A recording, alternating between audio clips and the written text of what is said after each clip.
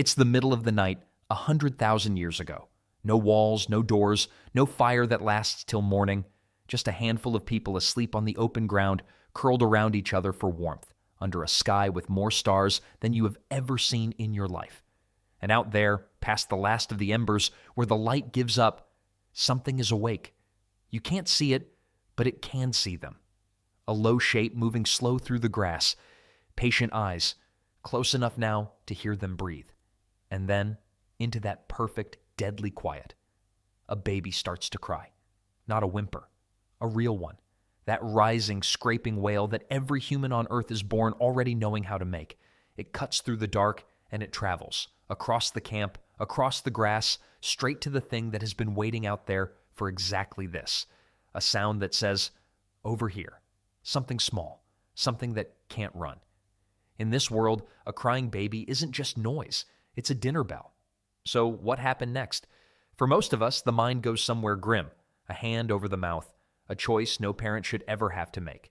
The cold math of survival. One life traded to save the rest. We assume the ancient world was brutal, so we assume it did the most brutal thing. But that's not what happened. And the truth is stranger, and honestly, kind of beautiful. Because by the time that cry left the baby's mouth, the group was already moving. Here's the thing we get wrong about our ancestors. We picture one exhausted mother, alone in the dark, rocking a baby and praying it stops. That is not how they lived, not even close. An ancient baby was almost never alone and almost never just its mother's problem.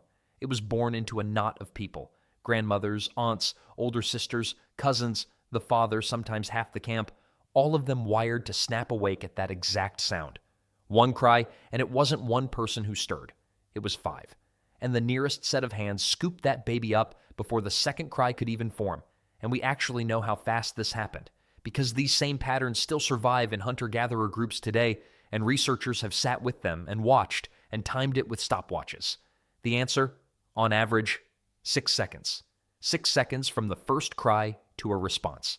Nearly every single time. Not a scolding, not let them tire themselves out. Comfort. A warm chest, a sway, a familiar heartbeat, a breast. In one group studied, almost every cry a baby made was answered. And a third of the time, it wasn't even the mother who got there first. It was just whoever was closest. That was the plan. That was the entire defense. Not silence forced onto a baby, silence given to it. So fast, the danger never had the time to arrive. And honestly, you have to appreciate the sheer overkill of it. A modern baby cries, and one groggy parent stumbles down a hallway maybe 40 seconds later. An ancient baby made a single squeak and instantly had a committee. Grandma inbound, aunt on standby, 3 cousins forming a perimeter. It was less parenting and more a Formula One pit crew.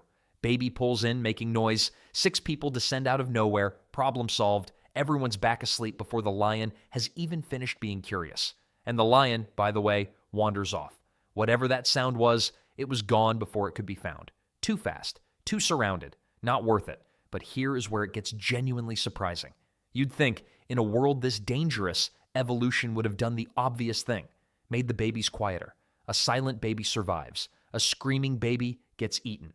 So over enough generations, you'd expect the quiet ones to win and crying to slowly fade out of our species entirely. That's not what happened either, because when scientists actually measured it, when they compared these constantly held, instantly soothed hunter-gatherer babies against loud, modern, left-to-cry Western babies, they found something nobody was expecting. The ancient-style babies didn't cry less. They cried just as much, sometimes more. Same amount, same age, the exact same peak of fussiness in those first raw months that you'd see in a baby in a city apartment tonight. All that holding, all that closeness, and the crying itself never went away. What changed wasn't how often they cried. It was how long. A modern cry stretches on for minutes. Theirs got cut off in seconds. The crying stayed exactly the same. It was the crying alone that disappeared. And that tells you something profound about that little sound. Evolution had every reason to delete it.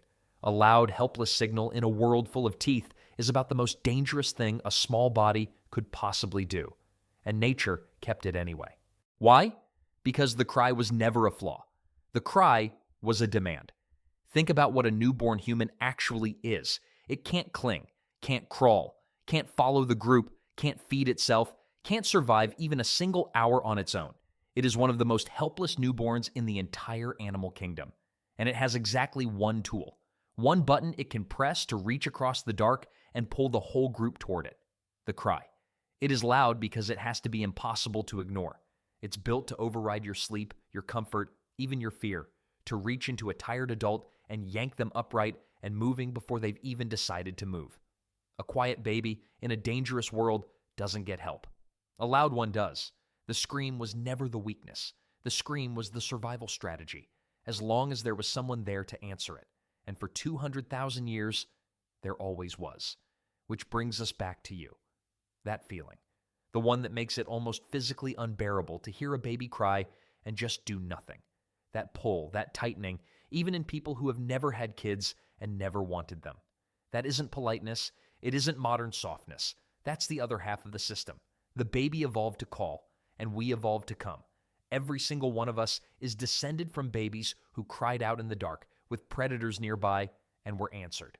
The ones who weren't answered never got to become anyone's ancestor. So the urge to move toward that sound got carved into us just as deep and just as ancient as the cry itself. Two halves of one machine still bolted together inside you right now. That's why, thousands of years later, in a quiet house, doors locked, nothing at all waiting in the dark, letting a baby cry it out still feels wrong to so many people. Some old part of you knows what that sound used to mean. Some old part of you is still listening for the lion. The baby cried. And for 200,000 years, someone always came. They still do. That pull you feel toward a crying baby, that's the ancient software still running under everyday life. And it's the whole idea behind this channel. Subscribe and stick around. There's a new one every week. And I want to hear this one. Have you ever felt that pull toward a crying baby that wasn't even yours? Tell me in the comments. I'll see you in the next one.